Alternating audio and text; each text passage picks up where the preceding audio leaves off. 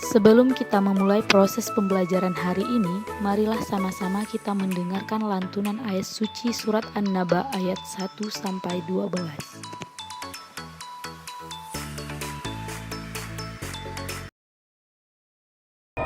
Bismillahirrahmanirrahim. Amma yatasaalun 'anin naba'il 'azim alladzi hum fihi mukhtalifun. Kalla saya'lamun, summa kalla saya'lamun. Alam naj'alil arda mihada wal jibala autada wa khalaqnakum azwaja wa ja'alna naumakum subata wa ja'alna al-laila libasa wa ja'alna an-nahara ma'asha wa banayna fawqakum sab'an shidada. Setelah kita mendengar lantunan ayat suci surat An-Naba ayat 1-12, diharapkan semua pikiran kita terbuka dan kita bisa menerima materi pembelajaran pada hari ini. Oke Ananda, bagaimana kabarnya hari ini? Sudah siap untuk belajar?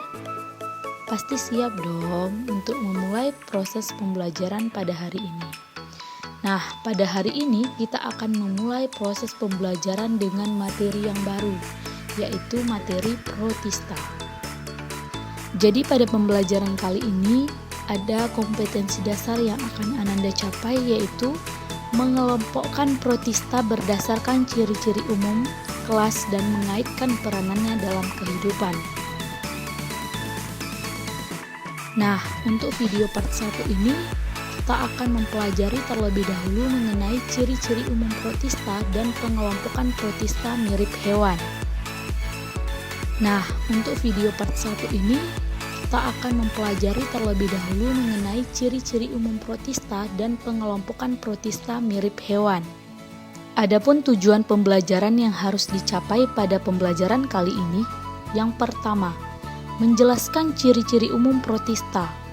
Yang kedua, menjelaskan pengelompokan atau klasifikasi dari kingdom protista. Yang ketiga, menjelaskan karakteristik atau ciri-ciri protista mirip hewan. Yang keempat, menjelaskan pengelompokan atau klasifikasi protista mirip hewan yang dikenal dengan protozoa dan peranannya bagi kehidupan. Setelah mengetahui tujuan pembelajaran yang akan dicapai pada hari ini, maka untuk mencapai tujuan pembelajaran tersebut, marilah sama-sama kita simak video mengenai materi pembelajaran protista pada hari ini. Simak baik-baik ya. Kingdom protista. Apa yang dimaksud dengan protista? Protista merupakan kingdom yang paling beragam dari domain eukariota. Istilah protista digunakan pertama kali oleh Ernest Haeckel pada tahun 1866. Protista ini dikelompokkan menjadi 3 kelompok, yaitu pertama, protista menyerupai hewan atau protozoa. Yang kedua, protista menyerupai tumbuhan atau yang dikenal dengan alga. Dan yang ketiga, protista menyerupai jamur atau yang dikenal dengan jamur lendir dan jamur air. Ciri-ciri umum protista. Protista ini dia memiliki beberapa ciri-ciri. Yang pertama, bersifat eukariotik atau memiliki membran inti. Yang kedua, bersifat uniseluler atau multiseluler. Yang ketiga, respirasi secara aerob atau anaerob. Yang keempat, ada yang memiliki dinding sel dan ada yang tidak. Yang kelima, cara hidup secara fotoautotrof atau heterotrof. Yang keenam, bersifat aerob atau anaerob. Yang ketujuh, hidup soliter, berkoloni atau bersimbiosis. Yang kedelapan, reproduksi secara seksual dengan konyugasi, sedangkan secara aseksual itu dengan pembelahan biner. Dan kebanyakan anggota protista ini hidup di daerah perairan. Klasifikasi protista. Protista ini digolongkan ke dalam 3 kelompok. Yang pertama, protista mirip hewan atau yang dikenal dengan protozoa, itu memiliki alat gerak aktif. Yang kedua, protista mirip jamur, itu menghasilkan spora. Dan yang ketiga, protista mirip tumbuhan, memiliki pigmen fotosintetik seperti klorofil ataupun pigmen-pigmen lainnya. Klasifikasi protista yang pertama adalah protista mirip hewan atau protozoa. Protozoa ini berarti hewan pertama. Berasal dari kata protos yang artinya pertama dan zoon yang berarti hewan. Digambarkan sebagai organisme mirip hewan karena dapat bergerak dan mengambil makanan dari organisme yang lain.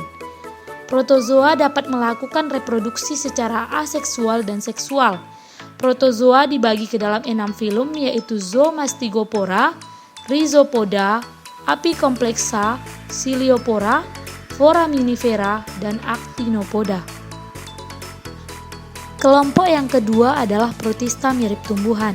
Protista mirip tumbuhan uniseluler ini sering disebut juga sebagai fitoplankton, sedangkan yang multiseluler itu sering disebut sebagai alga. Habitat utamanya tersebar secara luas di lautan dan juga danau-danau. Protista mirip tumbuhan ini dibagi menjadi 7 filum, yaitu Euplenophyta, Chrysophyta, Bacillariophyta, Pyrophyta, Rhodophyta, Phaeophyta, dan juga Chlorophyta. Kelompok yang ketiga adalah protista mirip jamur. Protista mirip jamur ini menghabiskan sebagian besar waktu hidupnya dalam bentuk uniseluler. Namun protista mirip jamur ini dapat berkelompok sehingga bisa membentuk sebuah organisme multiseluler. Memiliki susunan sel, cara reproduksi, dan siklus hidup yang berbeda dari jamur. Protista mirip jamur ini terdiri dari 3 filum, yaitu Myxomycota, Acrasiomycota, dan Oomycota. Oke, setelah mengetahui ketiga kelompok protista ini, maka dalam pertemuan kali ini kita akan membahas protista mirip hewan atau yang dikenal dengan protozoa. Protozoa ini dikenal juga sebagai protista heterotrof, yaitu protista yang memiliki keunikan dengan cara fagositosis atau memasukkan makanan melalui mulut sel. Karakteristik dari protozoa yang pertama adalah tubuh uniseluler. Ukuran tubuh sekitar 100-300 mikron. Yang kedua, sel terbungkus oleh membran sel. Protoplasma dibedakan menjadi 2, yaitu ada ektoplasma bagian luar dan endoplasma bagian dalam. Ektoplasma itu sendiri dapat menghasilkan dinding sel berupa pedikula atau selaput sel atau cangkang yang keras. Di dalam endoplasma itu terdapat adanya organela seperti nukleus. Kemudian pada protozoa juga ditemukan adanya vakuola kontraktil, yaitu vakuola berdenyut dan juga vakuola makanan. Umumnya protozoa ini dia memiliki satu inti atau nukleus, kecuali pada paramecium mempunyai 2 inti, yaitu ada makro dan juga mikronukleus. Habitat kosmopolitan dalam artian ada yang hidup di air, di tempat lembab, atau parasit pada organisme yang lain. Respirasi dilakukan oleh seluruh permukaan tubuhnya dengan cara berdifusi. Reproduksi vegetatif atau aseksual dilakukan dengan membelah diri atau membentuk spora, sedangkan reproduksi generatif atau seksualnya dilakukan dengan konyugasi.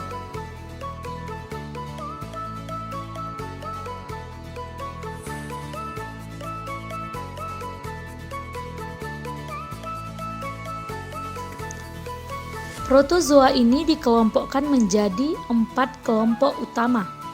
Yang pertama adalah Mastigopora atau flagellata atau berbulu cambuk. Istilah flagella berasal dari kata flagellum yang artinya bulu cambuk yang berfungsi sebagai alat gerak. Mastik sama artinya dengan bulu cambuk sehingga dijadikan nama lain dari flagella. Fungsi flagella yaitu sebagai alat gerak, alat peraba, dan untuk menangkap makanan. Mempunyai satu atau beberapa flagella pada bagian anterior, kemudian habitat dari Mastigopora atau flagellata ini yaitu parasit pada organisme yang lain, sedangkan reproduksinya itu dilakukan dengan membelah diri. Contohnya adalah Euglena viridis. Kelompok yang kedua adalah Sarcodina atau Rhizopoda, atau yang lebih dikenal dengan protista berkaki semu. Rhizopoda berasal dari kata rhizo yang artinya akar dan podos yang artinya kaki. Sedangkan Sarcodina berasal dari kata sarcodes yang artinya daging. Jadi Rhizopoda ini adalah protozoa yang menggunakan kaki semu berupa Pseudopodia untuk bergerak dan sebagai alat untuk menangkap mangsanya. Pseudopodia ini merupakan penjuluran atau penonjolan ke arah luar dari sitoplasma. Rhizopoda atau Sarcodina ini memiliki karakteristik diantaranya bentuk tubuhnya tidak tetap. Yang kedua termasuk organisme heterotrof. Yang ketiga, memiliki membran sel yang berfungsi sebagai pelindung isi sel, mengatur keluar masuknya zat, dan sebagai reseptor terhadap rangsangan. Yang keempat, memiliki sitoplasma berupa ektoplasma dan endoplasma, serta organel sel yang lainnya. Habitatnya ada yang hidup bebas, itu ditemukan pada air tawar, air laut atau tanah, dan juga ada yang bersifat parasit. Kemudian reproduksi aseksualnya itu dilakukan dengan pembelahan biner. Contoh Sarcodina atau Rhizopoda itu ada amuba dan juga Rhizopoda bercangkang. Contoh spesies amuba ini ada Amuba proteus, Entamuba gingivialis, sedangkan Rhizopoda bercangkang itu ada contohnya Foraminifera dan Radiolaria. Kelompok yang ketiga adalah Ciliopora atau Ciliata atau Infusoria, yaitu protista bersilia. Kelompok ini memiliki alat gerak berupa silia atau rambut getar yang berfungsi sebagai alat gerak, penerima rangsang, dan pengambil makanan. Yang kedua, selnya dilapisi pelikel sehingga bentuknya tetap atau umumnya berbentuk oval. Kemudian memiliki satu makronukleus untuk proses metabolisme dan satu atau lebih mikronukleus untuk proses perkembangbiakan. Habitatnya biasanya ditemukan pada air tawar, tanah, dan ada juga yang bersifat parasit. Reproduksi aseksual dilakukan dengan membelah diri, sedangkan seksual dilakukan dengan konjugasi. Contohnya, Paramecium caudatum itu hidup bebas, dan Nyctoterus ovalis yaitu parasit pada usus kecoa. Contoh dari Ciliopora atau Ciliata ini diantaranya Paramecium sp, Vorticella sp, dan Didinium sp.